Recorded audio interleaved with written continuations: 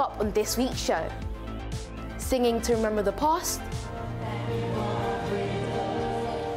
brand new banknotes, and can you guess what this invention's for? But first up, the general election. On the 4th of July, adults will get to vote on who they want to run the UK. And at the moment, there's been lots of stories in the news about what the different parties will do if they got into power. But are they all genuine? Reports are circulating online that the Conservative Party will introduce what's called conscription for 18-year-olds. That means young people would be forced to join the military and could even fight in a war. And we've seen lots of stories that the Labour Party have pledged to lower the minimum voting age from 18 to 16 if they become elected.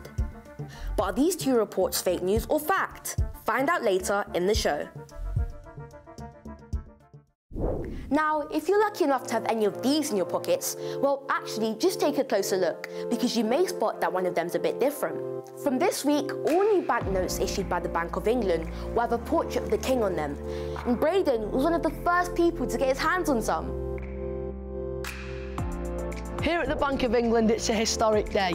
The first time in a generation where they've issued banknotes with a new monarch on them.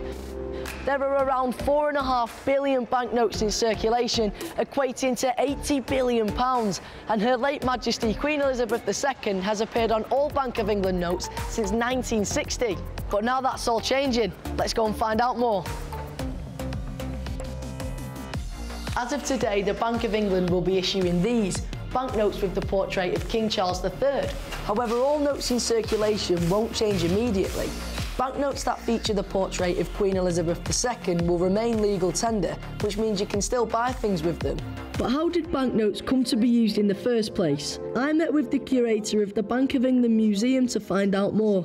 People would have deposited coins at the Bank of England and they would have received something like this.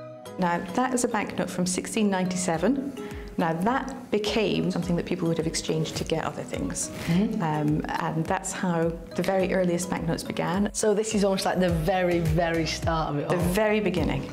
Amazing. So from this banknote, we go to this one, which is worth a little bit more. Take a look at the number. £1 million. £1 million. So technically, I've got £1 million in my hand right now. Yeah. So this is only used inside the bank then? Yes. What are you going to do with £1 million note? Who can accept it? Who can give you change for £1 million note? Not many people. It's much too big to be useful. This was made in 1960, and it was one of the first Bank of England notes that has the Queen's face on it. You can see there are quite complex designs, and that helps to make the paper really difficult to copy. Fascinating stuff. But we don't use notes and coins anywhere near as much as we used to.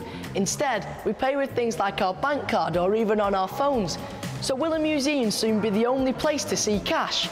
And to help answer that, who better than the Bank of England's chief cashier, Sarah John? What does your job actually mean? So I'm responsible for overseeing the design of the banknotes, the production of the banknotes. If you look at any of these new banknotes, you will actually see my signature on them, Sarah John, up in this corner here. What about the future of cash and the future of notes? What's that looking like? I actually think that cash is going to be around for quite a long time to come.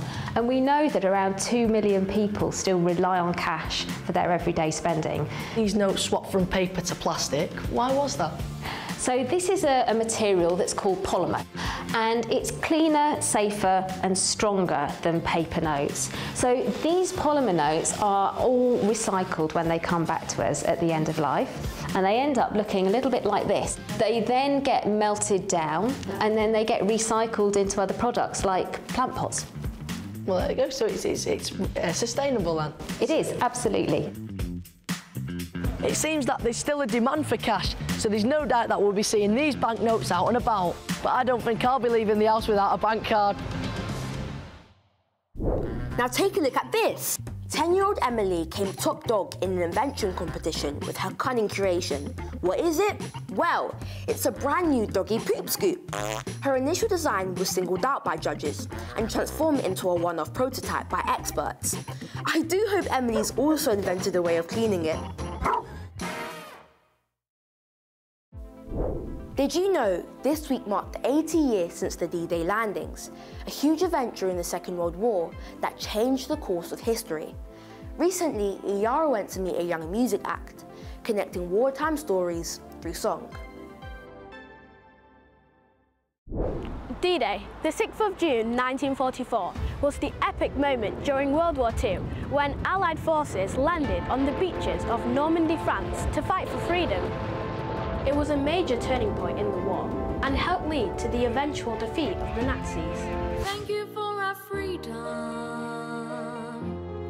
Thank you for this song. We will sing it proud and pass the message on. My great-great-uncle Fred lied about his age and joined the military in 1939. He was a driver at the D-Day landings. In World War II, my nan, Joan, was a fire watcher and member of the Civil Defence Services. She protected the public by saving lives and homes from air raids. My great-granddad, Francis George Sedgwick, was driving a tank in 1942 at the Battle of El Alamein. Only 3 out of 113 tanks returned that day. He was driving one of them. These are the D-Day Juniors. They're a performance group inspired by World War II acts, looking to keep the wartime spirit alive. And they've been on Britain's Got Talent. Appearing on Britain's Got Talent was great. It was a really amazing opportunity to have. To be able to perform in a venue like the Hammersmith Apollo was absolutely incredible and definitely a dream for quite a lot of us. But today they're performing here on stage in Sutton Coldfield. It's the hive of activity backstage as the D-Day Juniors are getting ready for their big performance. So I feel like what I wear is a bit more expressive and I get to really make myself feel good on stage rather than physically and mentally as well.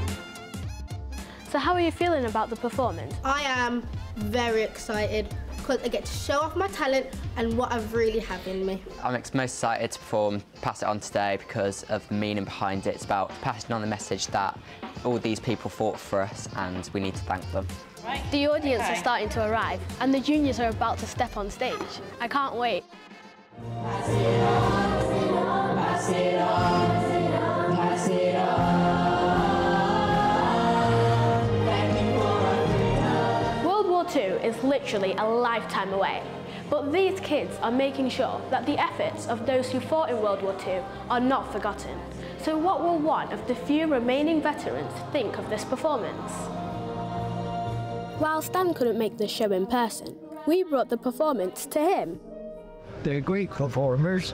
The songs that they sing bring back memories of the good parts of the war. Yeah, and the happy times. Thank you for our freedom. I hope and pray that we don't see anything like it again. As in the countries, they can just that these young people move in the right direction. Pass it on to everyone.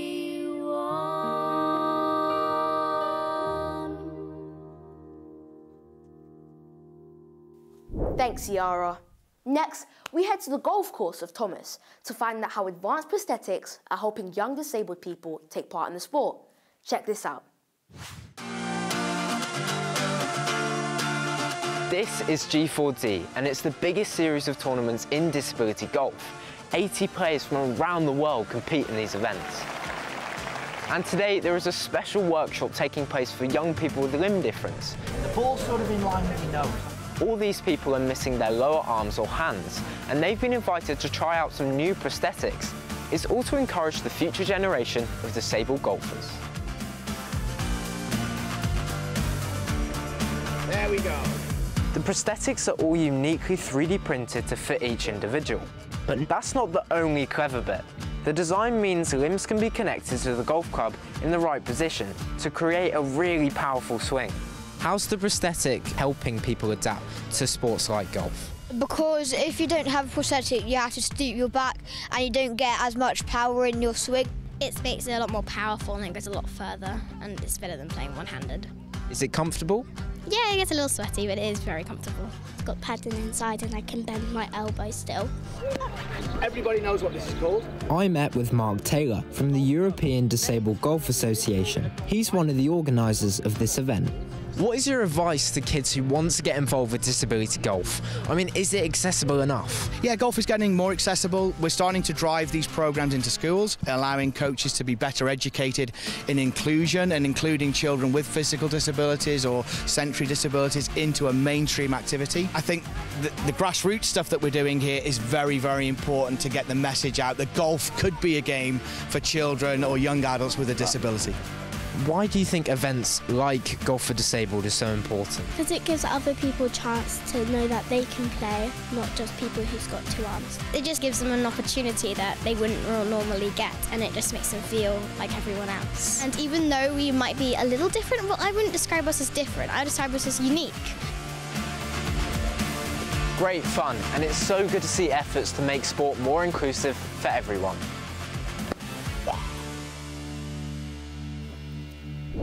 So, what did you make of this week's fake news or fact?